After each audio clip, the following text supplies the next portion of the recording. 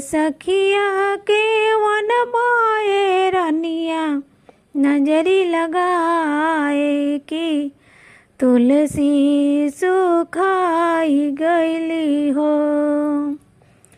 के लगावे तुलसी के गछिया के पनिया पटावे हो। ए सखिया के वन माए रनिया नजरी लगावे कि तुलसी सुखाई गईली हो।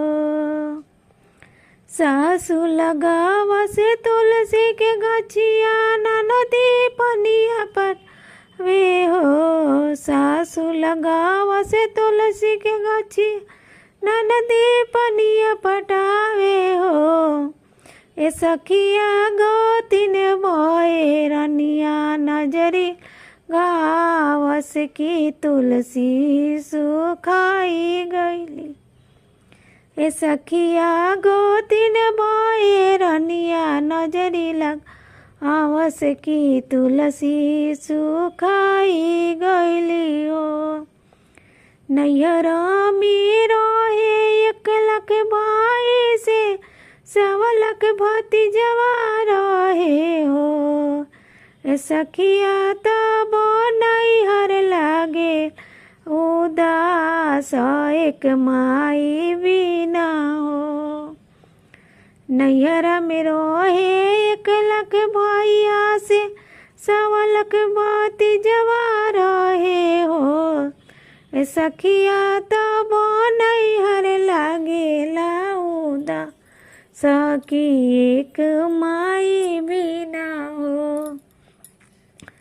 ससुर में रहे 1 लाख भसुर से 100 लाख देवरवा रहे हो। सखिया सब ससुरा लागे उदास एक तबलमुआ बिना।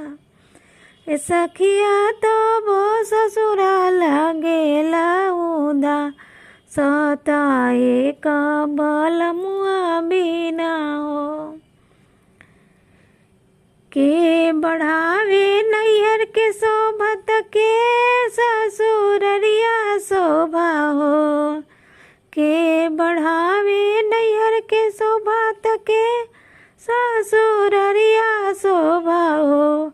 सखिया के करा बिना लागेला उदास नैहरवा से ससुरवा रवा हो। सखिया के करा बिना लागेला उदास से नैहरवा से ससुरवा घरवा हो। भाई रे भतीजवा के नैहर के शोभा तो देवरा ननदी ससुरवा शोभा हो। भाई रे भतीजवा नैहर के शोभा तो देवरा नंदी ससुरवा शोभा हो। सखिया बालक बिना लागे उदास की नैहरवा ससुर घरवा हो। सखिया बालक बिना लागेला उदास की नैहरवा ससुरवा घरवा हो।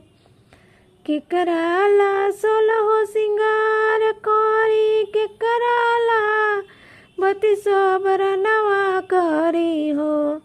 सखिया पियवा बिना लागेला उदास की हमरो सिंगारवा बेकारवा भइले हो। सखिया पियवा बिना लागेला उदास की हमरो सिंगारवा बेकारवा भइले हो। हमरो बलमुआ दियो न लेवेला हम से बतियो न करेला हो। सखिया कावन सौतिन लेली फुसलाई बलमुआ हमर रुसिए गईले हो। तुलसी के हाथ जोड़ी पैया में पड़ी हो। ये तुलसी मुआ जिनगिया हमर कसे हाल हियो ये तुलसी लौटाई दोना हमर भला मुआ जिनगिया मोर कसे हीरो